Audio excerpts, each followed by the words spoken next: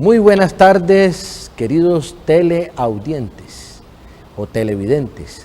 Les saludamos desde Canal 2 en la sucursal de Cielo con el programa Crítica y Pensamiento Ambiental, programa organizado por el Círculo de Pensamiento Ambiental con el propósito de generar opinión pública y masa crítica en relación con temas fundamentales, pero fundamentalmente con defensa del medio ambiente y sus recursos naturales y en la lucha contra la corrupción estatal que ayuda a incrementar la contaminación ambiental.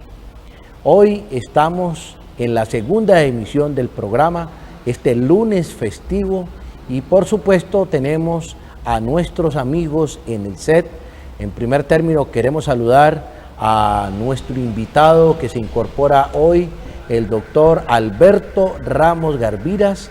Ramos Garviras es abogado de la Universidad Santiago de Cali, tiene especialización en estudios constitucionales, maestría en ciencia política y un doctorado en ciencia latinoamericana y estados de sección. Saludo especial para el doctor Alberto Ramos Garviras.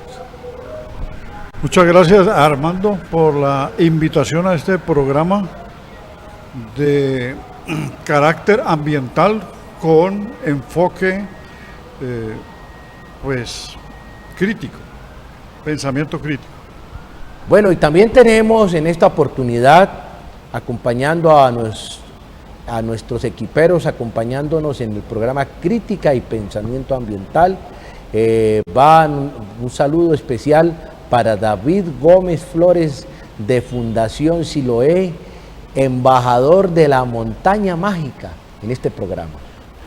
Muy buena tarde para todos los televidentes y encantados de estar en el segundo programa hoy lunes festivo para todos ustedes, pues en este programa que va a poner de moda a los jueces, a los abogados, a los comentaristas, porque de aquí van a salir cantidad de programas que van a poner a la comunidad en sintonía sobre los temas que ocurren tanto en las barriadas populares como en la administración municipal, departamental, nacional, y es importante pues que las comunidades también asuman ese rol de la comunicación, de poder comentar y poder transmitir sus situaciones que viven cotidianamente.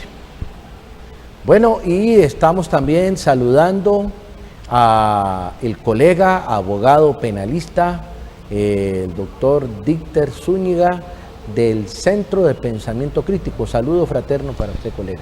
Muchas gracias, Armando, por esta invitación. Un saludo a Alberto Ramos y a Juan David.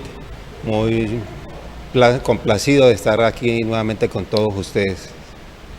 Bueno, muy bien. Y para editorializar este programa en este lunes festivo, pues tenemos que expresar, amigos y amigas, nuestra solidaridad con la minga de resistencia indígena.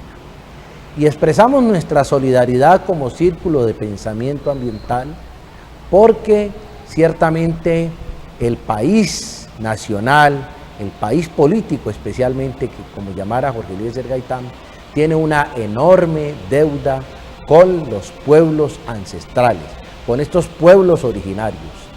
Y en esas jornadas de resistencia en las que se han llegado a acuerdos que han sido materializados por instrumentos jurídicos, pues sencillamente el incumplimiento se hace presente.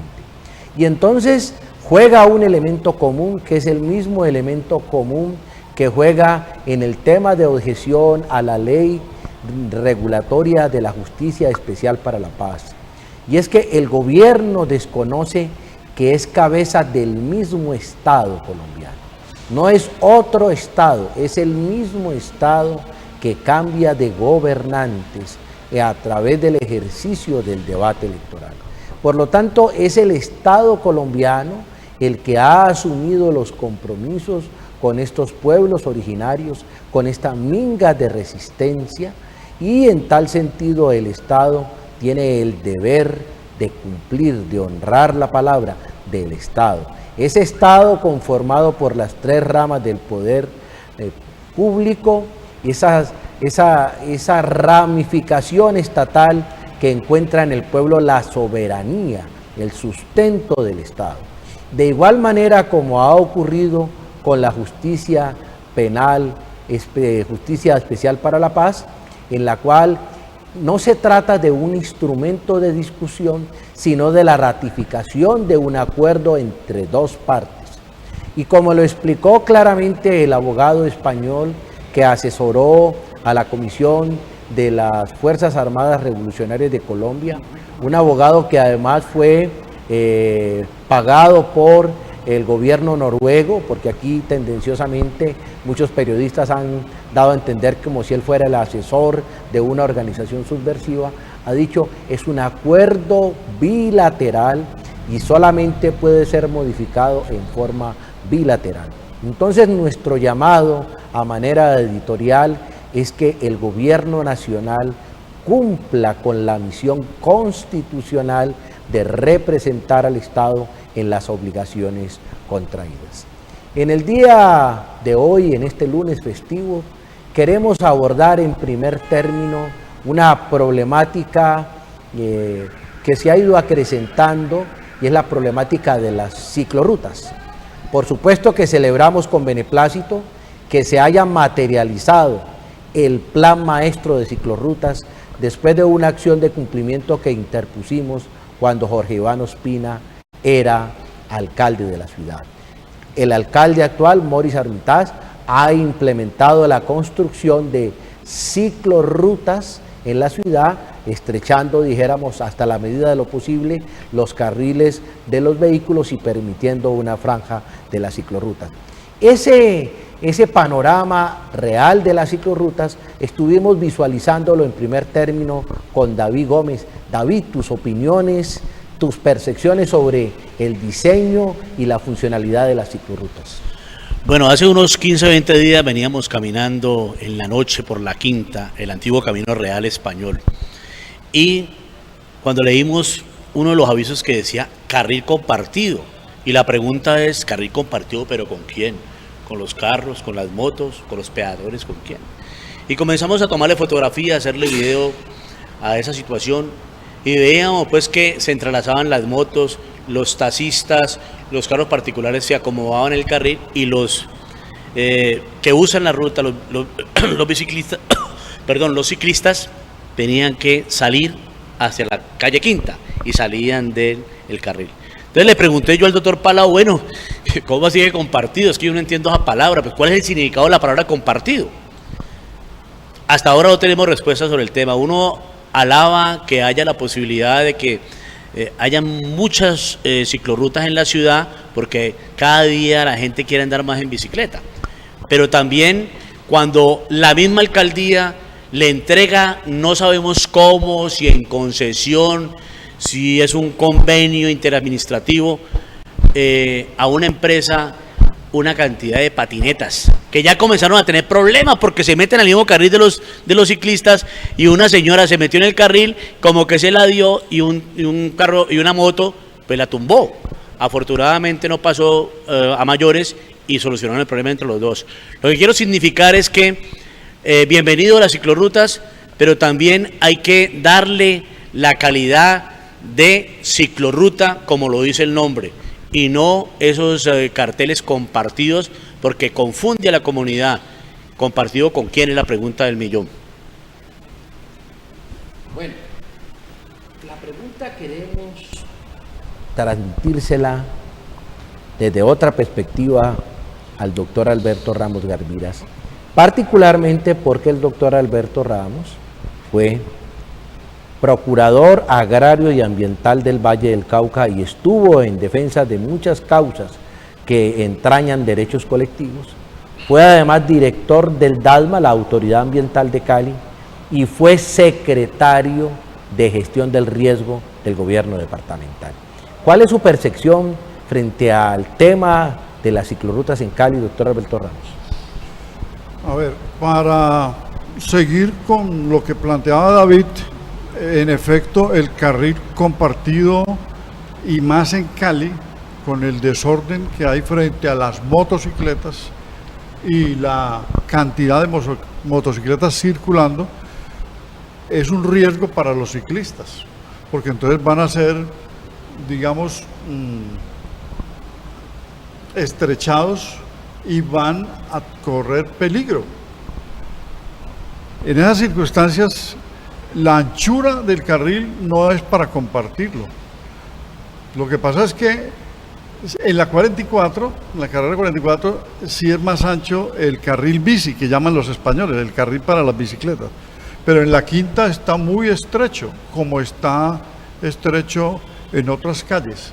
Solamente es para la bicicleta o para las bicicletas que puedan circular. Me parece entonces un error. Algún televidente dirá, pero es imposible hacer carril para las motos, ¿sí? Porque ya el carril del mío, los dos carriles de los vehículos particulares, el carril de la bicicleta y el de las motos, ¿dónde? No, es que las motos, según el código de tránsito, van por la derecha. El problema aquí del zigzagueo y de pasarse a la izquierda hace que se vuelva caótico el tráfico. Ahora, desde el año 2007, cuando estábamos en el DAGMA y trabajamos el tema de la ley de peatonalización de los grandes centros urbanos y de la norma que contiene la obligatoriedad de los municipios para tener un plan de malla vial de ciclorrutas, pues Armando lo acaba de manifestar, tuvo que presentar una acción de cumplimiento en el gobierno de Jorge Iván Ospina, y apenas ahora Armitage, con la asesoría de Duvalier Sánchez, han extendido los carriles bici, los carriles para bicicleta. Entonces hago dos anotaciones y termino este segmento. A mí me parece pues una muy buena intención, pero hay unos carriles verdaderamente como en las Cañas Gordas y en otras partes para las bicicletas que yo llamaría desechables. Es decir, solo con unos separadores que son una especie de reductores que ni siquiera pues habría cómo respetarlo con otros vehículos. O sea, se pasan, hay vehículos que meten las llantas, por lo menos una llanta a la mitad del cuerpo de la carrocería al carril de las bicicletas, dependiendo de las circunstancias. O sea, no hay una separación apropiada. Y digo desechables porque la intención es muy buena de garantizarle la vida a los ciclistas, ustedes que son también ciclistas. A mí desde que me atropelló un carro yo no volví a montar en bicicleta. Entonces yo no soy ciclista, pero me encantan las bicicletas, me encantan las competencias del Tour de Francia y de todo lo que es la Vuelta a Colombia, etcétera. Soy un seguidor de ello, pero en lo urbano esto es un medio de transporte que descontamina, que cumple con las condiciones para adecuación al cambio climático, no emiten gases, ¿sí? No carbonizan el espacio aéreo, no producen ruido, y Cali con su planimetría permitiría inclusive, alguna vez un romántico dijo, es que los carriles deberían tener unas especies de cercos y que las enredaderas les dé sombra por todo el trayecto a los ciclistas. Inclusive podría pensar en ese tipo de romanticismo, pero lo que veo es que la malla vial está incompleta.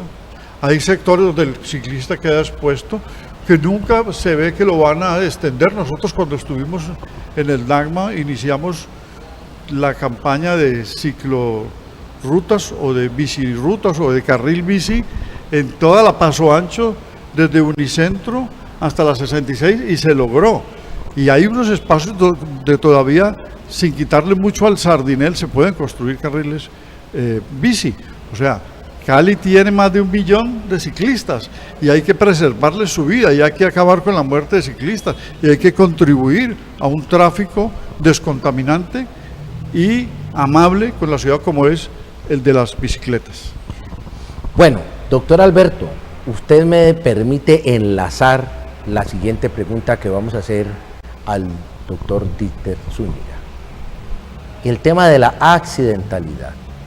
Es claro en el Código de Tránsito que la ciclorruta es de uso exclusivo para la bicicleta, la ciclorruta.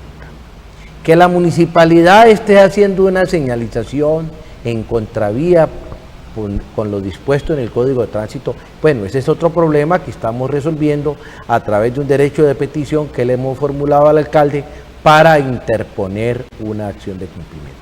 Pero la pregunta es esta: cuando está claramente señalada, delimitada esa ciclorruta, y tal y cual como lo está manifestando el doctor Alberto Ramos Garviras, la motocicleta o el automóvil, los conductores ingresan e invaden estos carriles, ¿cuáles son las consecuencias desde el punto de vista penal de la tentativa de lesiones personales o de homicidio, doctor Díter Zúñiga?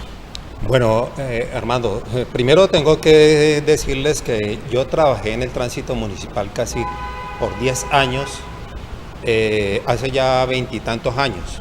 E inclusive dentro de la Secretaría de Tránsito logré que se conformara un grupo de investigación de accidentalidad. Creo que en ese entonces Alberto estaba de personero aquí en Cali y a él le llegó algunos de los resultados de unas investigaciones que adelantamos. Aquí quiero, antes de responder la pregunta, decir que infortunadamente aquí se imponen cierto tipo de, dijéramos, se quieren imponer cierto tipo de comportamientos a través de medidas de carácter policivo, a través de señalizaciones, efectivamente, a través de medidas como las que estamos viendo de las ciclorrutas, pero infortunadamente esto no viene acompañado de campañas educativas, publicidad suficiente, que vayan formando realmente una cultura en materia de tránsito para que la gente haga un uso adecuado de las vías como tiene que ser. Entonces eso, dijéramos, lleva al traste cualquier intención por buena que sea, toda vez que la gente no logra comprender y asimilar qué es lo que tiene que hacer al momento de salir a la vía pública. Ahora, frente a la pregunta que estás diciendo, pues bueno, dijéramos que desde el punto de vista penal estamos, no podemos hablar de tentativa realmente. La verdad es que el que de pronto aborda un carril de estos o transita por un carril de estos que está acondicionado para el ciclista y llega a tener un accidente de tránsito, pues bueno, tenemos un accidente que podría ser un accidente por lesiones o simplemente daños o inclusive con homicidios, que obviamente pues se califican en la calidad de lesiones o homicidios culposos. Es decir, se supone que la persona no tiene la intención de generar el daño, pero por imprudente pues lo comete. Entonces ahí tendrán una responsabilidad de carácter penal, pero lo más grave, inclusive podríamos decir, tiene que ver con las consecuencias de carácter patrimonial o económico, porque generarán algunas indemnizaciones, además de otras situaciones incómodas como tiene que ver con la inmovilización de vehículos. Yo en lo particular creo que es bueno que se estén adoptando estas medidas de la implementación de ciclorrutas, que conecten con ciclovías, que se hagan con toda la señalización posible, que se amplíen de una manera de que el tránsito por ahí sea realmente eficaz para los ciclistas. Creo que los guardas de tránsito, porque los he visto, están intentando controlar precisamente esa invasión de estos espacios por parte de los motociclistas. Están imponiendo, hasta donde me di cuenta, comparendos educativos. Creo que van a proceder a los comparendos ya sancionatorios. Es algo que es bueno para la ciudad. Recordemos que según unos estudios de la Universidad del Valle, del 2015 al 2018 hubo un aumento exagerado del uso de ciclas por parte de los ciudadanos. Era necesario entonces acondicionar las vías para el tránsito de estos ciclistas. Esperemos pues que se siga implementando de una manera adecuada, pero, insisto, acompañado con la educación pertinente, la educación suficiente, con la formación de una cultura realmente de tránsito que no lleva al traste estas medidas, porque recordemos que inclusive Aquí ya hubo vías exclusivas para motociclistas, las hubo en la troncal, no sé si ustedes lo recuerdan, hacia el oriente de Cali. Eso fue un completo fracaso, la señalización fue deficiente, el tránsito que hacían los motociclistas no era el más adecuado, no había, insisto, toda una educación para asumir ese tránsito como tenía que ser. Bueno, de esta manera, pues, para concluir este segmento tenemos que decir lo siguiente. El primer plan de ordenamiento territorial de diciembre de 2000, creo que el acuerdo 069, estableció la política de plan maestro de ciclorrutas. La municipalidad estuvo en mora de desarrollar eso. Y es realmente lamentable porque durante ese tiempo han pasado dos médicos, un epidemiólogo como Rodrigo Guerrero Velasco y un médico salubrista como Jorge Iván Ospina. La bicicleta es la vida. La bicicleta permite no solamente que la ciudad no emita tantas partículas suspendidas a través de esos dragones en los que nos transportamos, dragones que deben estar en vía de extinción. Ese plan de ordenamiento territorial, debemos decirlo, modificado por Maurice Armitage, menguó las bondades del plan maestro de ciclorrutas y paradójicamente finalmente le tocó a él implementar la construcción de más kilómetros de ciclorrutas para la ciudad. Vamos entonces, amigos míos, a finalizar este primer segmento para ocuparnos de una temática que también es ambiental, sobre la que queremos fijar una posición crítica, que es la temática de los residuos sólidos, y para ello vamos a ver un video que nos va a contar cómo, con iniciativa de los hermanos africanos, se ha hecho un modelo a copiar o a seguir. Vamos entonces a ver este video.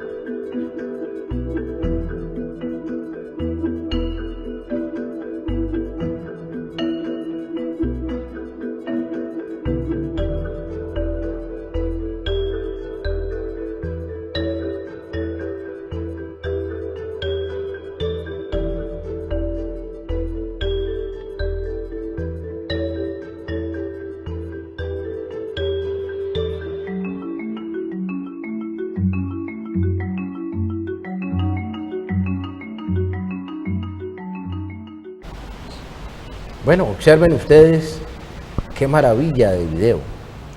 Nosotros tenemos en la ciudad de Cali una problemática que aún no se ha resuelto. La problemática tiene que ver con la disposición final de residuos sólidos, que en los primeros tiempos se realizó más o menos en el lote en el cual hoy en día se encuentra la culata, dijéramos, de los cinemas. En el centro, el pequeño casco urbano de la ciudad tenía ahí, dijéramos, lo que se llamaba antiguamente el basurero. Posteriormente se desplazó hacia la salida de la carretera hacia Palmira, en la altura del Puente del Comercio, y finalmente, más o menos, a partir del año de 1965, con ocasión de un gran hueco que quedó, de donde se sacó de una de las madreviejas del río Cauca, arcilla para cubrir el zanjón, el jarillón, que me corrige Alberto, el jarillón, quedó un gran foramen, más o menos se cree que era algo así como unas 6 hectáreas que tenían unos 10 metros de profundidad y que alcanzó a tener 48 metros de altura. El gran problema de esa montaña, que hoy en día fue mimetizada, que ha ido perdiendo peso, que alcanzaba a recibir en ese momento en que interpusimos una acción popular contra la CBC, algo así como entre 1.300 y 1.800 toneladas por basura. Ese basuro de Navarro, doctor Alberto Ramos, usted recuerda que se hicieron muchas gestiones para lograr el cierre del llamado basuro de Navarro, que además escribimos un ensayo que fue prologado por el doctor Alberto Ramos Garviras. Ese sigue drenando lixiviados, y los lixiviados son agentes altamente corrosivos que al entrar en contacto con el cloro producen trialometanos, que es una sustancia altamente cancerígena y que pone en riesgo la salud pública en la ciudad de Cali. ¿Qué tiene usted para comentarnos al respecto, doctor Alberto Ramos? En efecto, en 1998, después de recibir una serie de quejas y de observar el mal manejo que estaban haciendo los españoles en Navarro, con un vertimiento a cielo abierto y con la utilización del canal CBC Sur para arrojar lixiviados que desembocaban al río Cauca, pues pedimos la colaboración, la aceptación del Procurador General Jaime Bernal Cuellar, quien me autorizó, yo estaba de Procurador Ambiental del Valle del Cauca, me autorizó para adelantar la inspección judicial definitiva y solicitar el cierre. Y se efectuó el cierre. Yo recuerdo que su lucha como ambientalista fue develar todos los malos manejos con los lixiviados, que son elementos tóxicos, ¿no? Allí hay cantidad de metales pesados y esto afectaba el tratamiento y sigue afectando en Puerto Mayarino del agua que cursa por el río Cauca y que es tomada de la superficie, lógicamente porque es una bocatoma. Pero ellos pensaban que con la disolución y con el volumen se disolvían, ¿no? Eso no se disuelven fácilmente, los lixiviados son elementos cancerígenos, hasta allí se llega. Por lo tanto, se hizo el informe y se tomó la decisión, se ordenó el cierre, pero el señor Oscar Campo, que era el director de la CBC, muy hábilmente logró un aplazamiento, pese a que las exigencias del mismo alcalde John Maro Rodríguez era de que se cerrara. O sea, estuve de acuerdo con la Procuraduría. Logró que se levantaran 12 módulos transitorios, o sea, 12 montañas para alrededor de la vieja montaña, que llegó a tener los 48 metros que usted mencionó ahora.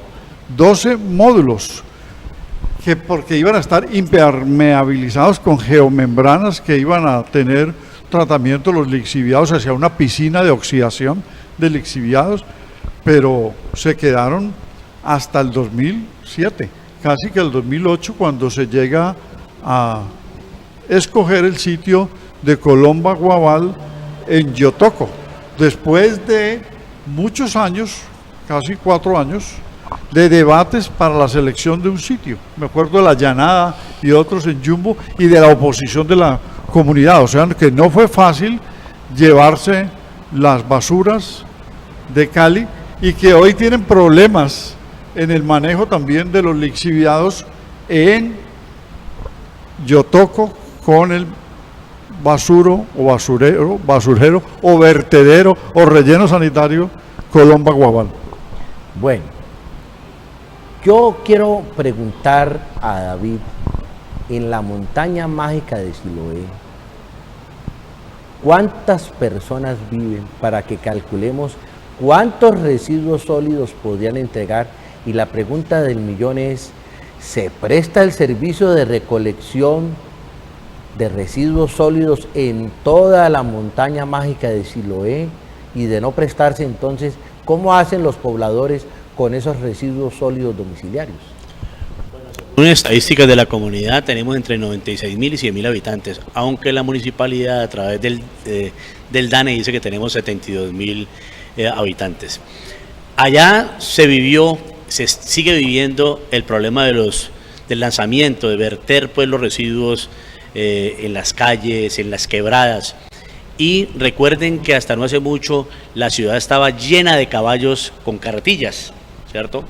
Y en algunos de los gobiernos se comenzó a soñar con la idea de que se canjeara esas carretillas por unos carros que son como medio chinos o coreanos, y ahora esa situación ha aumentado la cantidad de residuos que van a caer allá en la Simón Bolívar, porque no tienen todavía un sitio específico para ir a arrojar. Estamos hablando de ladrillos, de todos esos materiales que salen de las construcciones, que son muchos, y la pregunta del millón es ¿por qué no se reutilizan esos elementos que terminan sacándolos de ahí, llevando, y un negocio, porque se ha podido comprobar un negocio dentro del DASMA de la registradora que se dobla, porque resulta que le pagan a unos contratistas que tienen relación con algunas personas del DASMA, y entonces va el camión y el camión termina dando la vuelta y multiplican o triplican la cantidad de residuos que tiene que pagar la municipalidad para llevarlos a Yotoco. Entonces es una cosa muy compleja. Pero siguiendo con el tema de las zonas populares, de las zonas de ladera, esa problemática es muy compleja. Y fuera de los residuos estos sólidos, hay otros residuos que los comerciantes en estas zonas, por la pereza de no acumularla o por no pagar en este momento, en ese caso allá Ciudad Limpia, de pagarle la recolección como debe ser, lo que hacen es pagarle a muchachos, consumidores que duermen en la calle y recogen pues los residuos y los van arrojando en cualquier parte de las comunas. Eso es una situación que cada día es muy dura, porque el ciudadano del común, al primero que le va a pegar un golpe, al primero que va a enfrentar, pues esa persona que la mandaron a botar el bulto, que la mandaron a botar la bolsa. ¿Por qué motivo pasa eso? Porque la municipalidad, a través del DASMA, en este caso especial, y la CBC, patrocina, por muchos años ha patrocinado proyectos ambientales, ¿cierto?, para hacer un trabajo de concientización de la gente para que no arroje los residuos. Y se gastan unas millonadas, y la autoridad, que es en este caso con el Código de Policía, que es el que tiene que ir a sancionar o ir al menos a decirle a la persona que está arrojando esos residuos, hombre, no la arroje allí. Eso lo dice el Código de Policía. ¿Y sabe qué le dicen los policías a la comunidad? Que ellos están ocupados en una cosa más importantes que esos residuos. Entonces uno dice, ¿qué es más importante? ¿Ir a coger a alguien que está consumiendo, por ejemplo, marihuana en la calle? ¿O que esos residuos terminen en las quebradas o que terminen vertiéndolos en la calle? Más o menos con eso puedo contestar un poco la situación ambiental que nos está sucediendo en esos territorios. Y insistí en que cuando se aparecen las carretillas, automáticamente se ha aumentado la cantidad de escombros que estos carritos coreanos están llevando a la Simón Bolívar. Bueno, la problemática entonces de los residuos sólidos va ligada, además de que tenemos un plan de gestión integral de residuos sólidos desactualizado, con proyecciones que no corresponden a la realidad, y además que el plan de gestión integral de residuos sólidos no compaginó con el plan de prevención del riesgo, lo cual es sumamente delicado. Para tratar de atender la problemática de la inadecuada disposición de residuos sólidos, se promulgaron los comparendos ambientales. Esos comparendos ambientales le daban a la municipalidad la posibilidad de ejercer la función de policía. Con la expedición del nuevo Código de Policía, doctor Dichter, quedaron incorporadas esas conductas lo que anteriormente llamábamos contravenciones, yo no sé hoy en día si se sigue llamando o no contravenciones. Yo tengo una pequeña acotación que hacer ahí a propósito de la problemática que ha generado la aplicación del Código Nacional de Policía. El agente de policía se convierte en instructor y en juzgador porque él determina cuándo impone la multa. Entonces la pregunta del millón es, en el Código Nacional de Policía hay 2 procesos policivos, ¿será que se está violando el debido proceso dentro de la misma pieza legal al permitirle al policía imponer una multa sin que haya sido escuchado en descargos el presunto infractor? Bueno, la verdad es que no sé hasta qué punto el agente de policía como tal es el que impone la multa. Es decir, efectivamente ellos son unas órdenes de comparecencia o lo que le llaman órdenes de comparendo para presentarse de pronto ante una autoridad de policía distinta al uniformado a fin de que allá se adelante el procedimiento correspondiente para imponer una multa o no. Efectivamente, tú me recuerdas lo de los comparendos ambientales, eso salió hace como 30 años, y los que estaban a cargo de imponer o de elaborar los comparendos ambientales en ese entonces eran los agentes de tránsito. Yo recuerdo que se enviaban por allá por la zona del oriente de Cali, precisamente a controlar la vía de Cepaz cuando todavía no se había construido, porque allá iban a arrojar muchos escombros y bueno, ese era un procedimiento que hacían ellos. Ahora efectivamente lo están adelantando los agentes de policía. Contrario a lo que dice David, a mí me preocupa mucho la intervención precisamente de la policía en los procedimientos. Precisamente hoy llamaba la atención sobre ese Código Nacional de Policía, en el entendido de que la verdad es que estamos ante una institución, discúlpenme, ustedes pueden disentir de mí, en el sentido de que es una institución con unos niveles de corrupción muy altos, de abuso de autoridad, impresionante, lo estamos viendo constantemente en videos, por fortuna en esto que llaman la sociedad transparente, que es la que nos permite en las redes de ver cómo funcionan muchas cosas, entre ellas cómo está operando la autoridad de policía.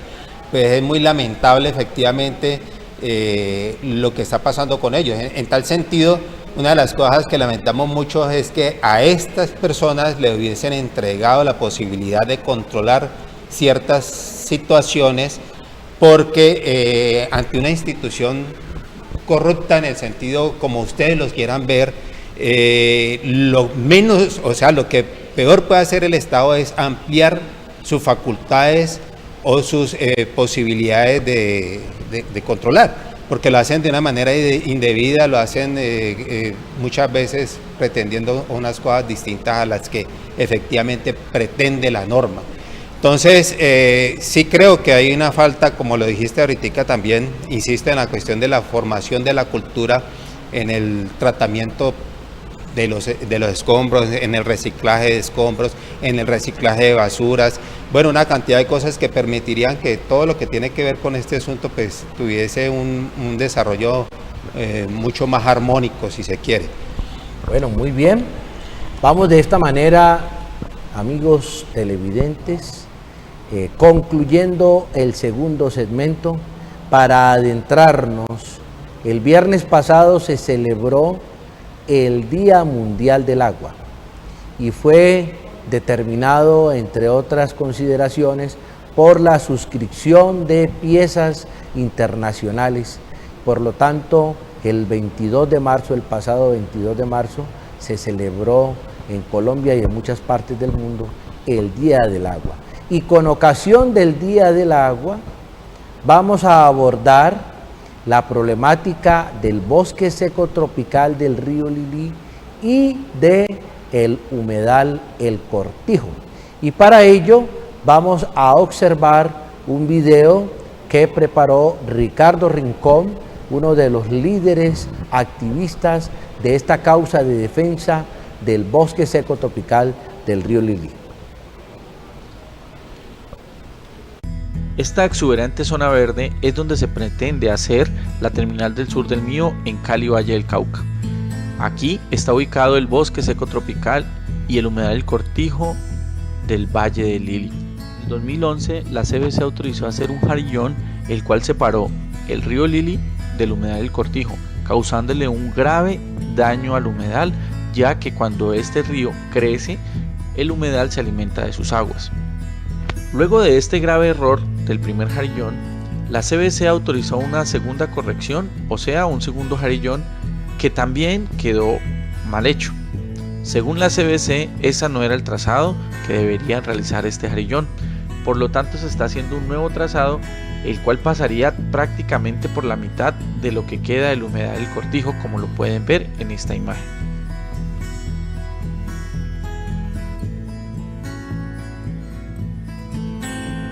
Pueden ver en esta imagen, trataron de canalizar las aguas que naturalmente llegaban al humedal del Cortijo y que lo alimentaban, pero como también se puede observar en esta imagen, no lograron su objetivo, ya que hicieron un pésimo trabajo.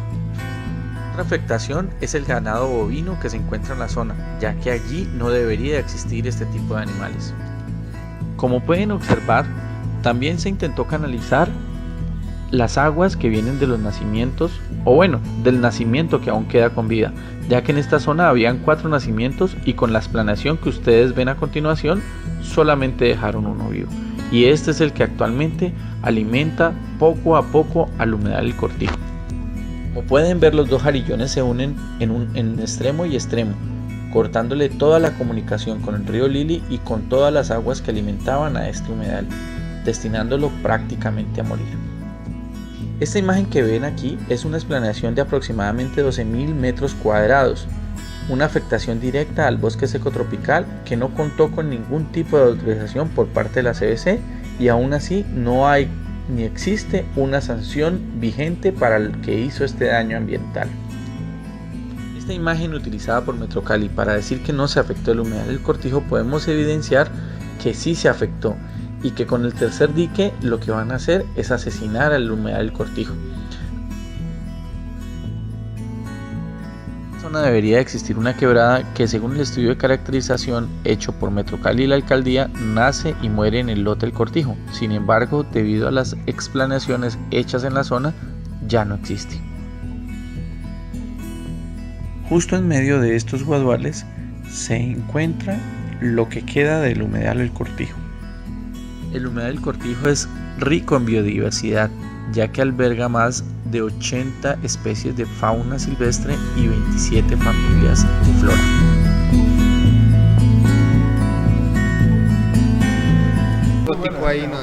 Bueno, y en este segmento en el que apreciamos las afectaciones al humedal del Cortijo, que es un bioma asociado al bosque seco tropical del río Lili, se incorpora a nuestro programa la periodista Erika Cabal.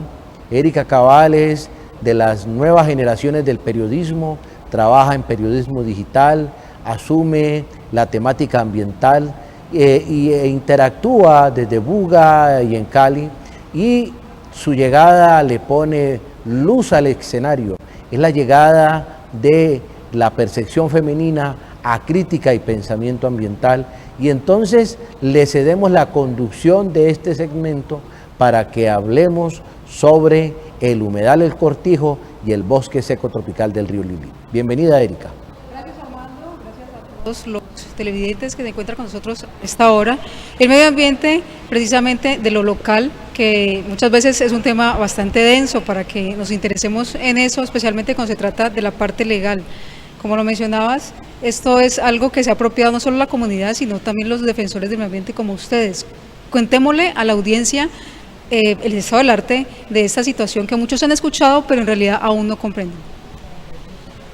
Bueno, en resumen, porque el tiempo es muy breve en este segmento, nosotros venimos acompañando a la comunidad del Valle del Lili y a los barrios cercanos para que se respete ese pulmón verde que está constituido, como lo dijo el doctor Palau, por el bosque seco tropical, el humedal del Cortijo, el río Lili, y es lo único que le queda a estos sectores que están repoblados, encementados, urbanizados, porque además que es una zona de inundabilidad debido a las interrupciones de los canales de escorrentía en la cuenca baja del río Pance.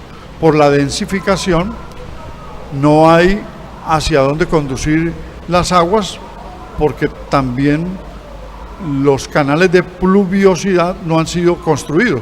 Por lo tanto, el humedal es el que puede salvar a la comunidad para hacerle respetar el derecho colectivo a la prevención de desastres. Es decir, allí pueden captarse las aguas lluvias de estos aguaceros torrenciales periódicos. Ayer, por ejemplo, el aguacero fue impresionante. Hace 8 días se inundó también la zona. Y eso que no ha acabado todavía el periodo del fenómeno del Niño. Entonces, desecar el humedal como lo han hecho, construir 2 jarillones para desconectarlo del río Lili y pretender construir la terminal sur es avecinar la catástrofe. Por eso hemos emprendido una campaña jurídica con una acción popular y otras acciones para defender el ecosistema y defender a la comunidad.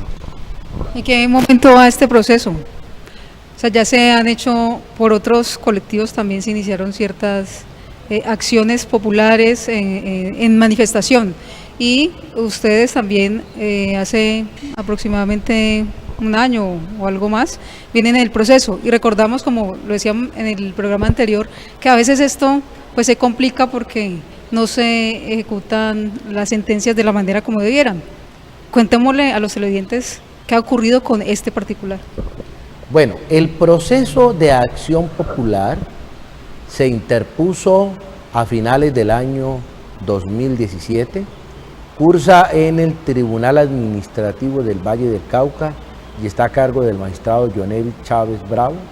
Estamos todavía en el debate probatorio, es decir, en la etapa de pruebas en la cual se está discutiendo sobre los impactos que se han generado con el avance de las obras civiles que pretende la acción popular detener para la protección de un ecosistema en vía de extinción, según el Instituto Alexander Humboldt. Simultáneamente, ese estudio está a cargo de la Universidad del Valle, pero simultáneamente estamos ante el proceso sancionatorio ambiental que hemos promovido con el doctor Alberto Ramos ante la Dirección de Bosques del Ministerio de Ambiente y Desarrollo Sostenible, que ha ordenado una visita para el miércoles de esta semana.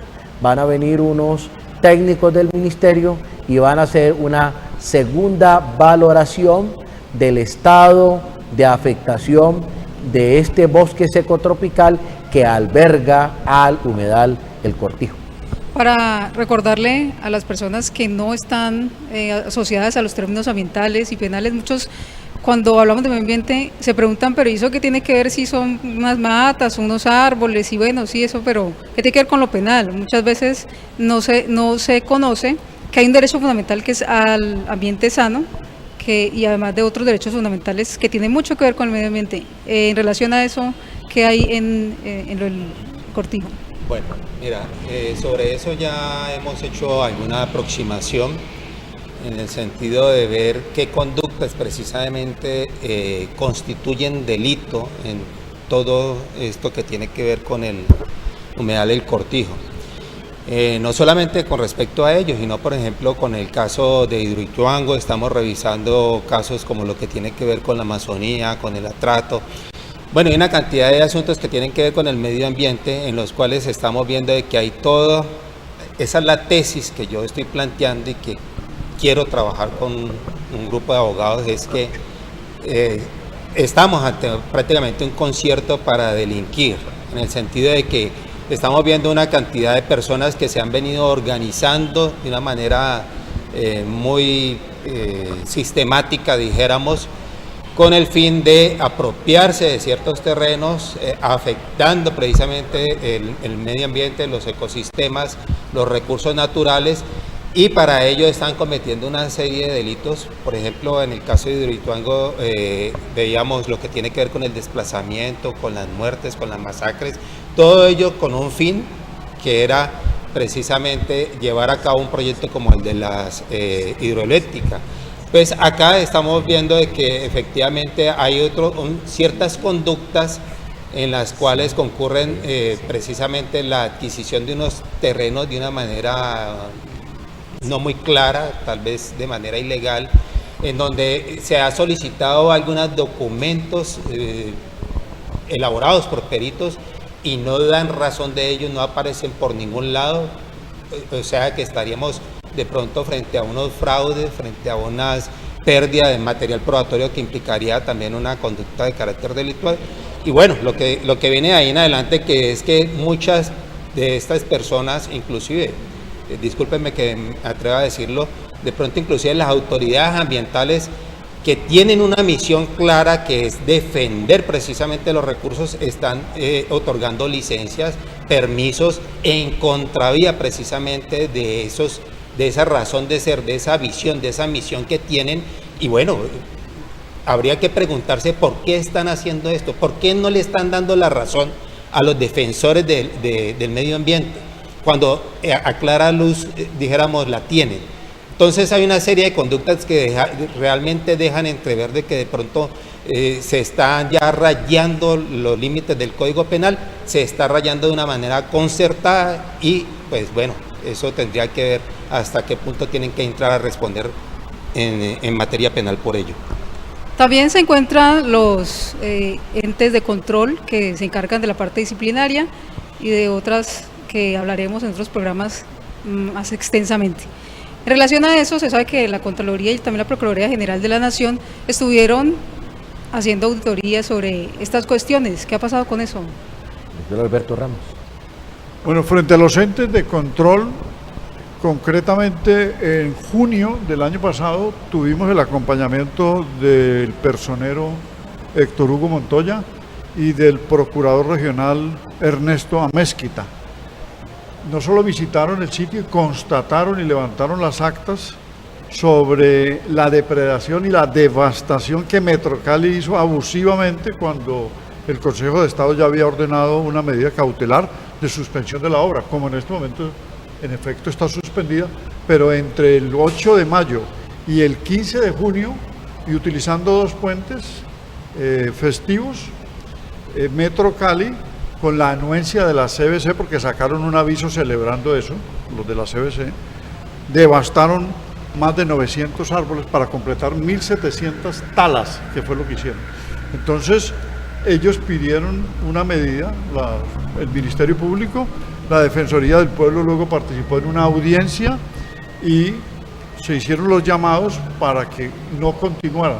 Sirvió para mucho, el magistrado en Bogotá lo tuvo en cuenta y el magistrado Eric Chávez, esperamos que sopese estas valoraciones e intervenciones del Ministerio Público. Periodistas independientes mostraron incluso, como lo determinaron, pues cosas contrarias a la verdad sobre el gerente, lo que decía el gerente de Metrocali y lo que pues aparecía con los videos de la comunidad y lo que usted nos está contando. En relación a esta búsqueda por parte de colectivos organizados en la parte jurídica y los que no, y los medios independientes que informan, ¿cuáles son los resultados reales después de que ya se hace el daño? O sea, ¿quién garantiza realmente que se resarza, que se retribuya también lo que ya se dañó, se dañó? O sea, en materia medioambiental sabemos que es difícil que se recupere, o sea, nunca vuelve a ser igual. ¿Quién garantiza, o en Colombia, quién controla si los mismos entes de control no lo están haciendo? Bueno, ahí el tema es el llamado y la enorme responsabilidad que le cabe a la Corporación Autónoma Regional del Valle del Cauca.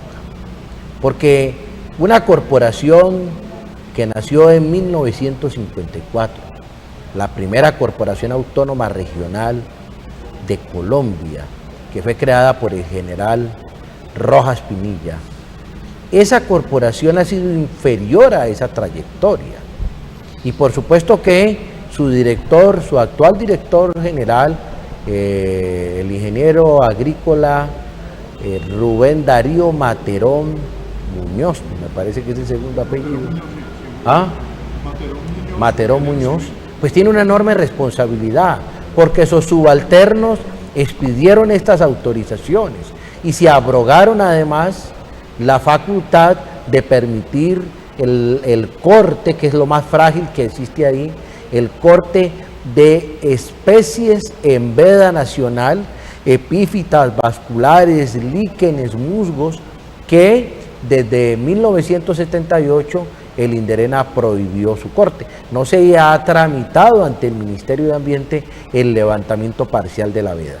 Esto es lo que está con fragilidad, con el riesgo de que no podamos volver a mantener ese indicador de biodiversidad, Erika. Pero lo que tenemos que decir aquí es que ese relicto boscoso tiene la posibilidad en medio de este trópico de resurgir, y esas son las bondades de la madre naturaleza. De esta manera pues vamos culminando el programa, la segunda emisión de Crítica y Pensamiento Ambiental. Agradecemos por supuesto a nuestros invitados, agradecemos a Erika que nos permite aquí la presencia de la mujer, porque esto pues aquí ya parecía un club de machos, ya nos habían escrito varias damas desde La Guajira. Entonces celebramos pues con ustedes audiencia, y los invitamos para el próximo lunes a la tercera emisión de Crítica y Pensamiento Ambiental.